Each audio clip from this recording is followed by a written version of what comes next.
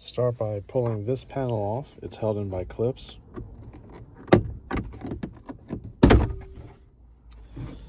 Underneath, there's 3 locations where a T20 head screw is.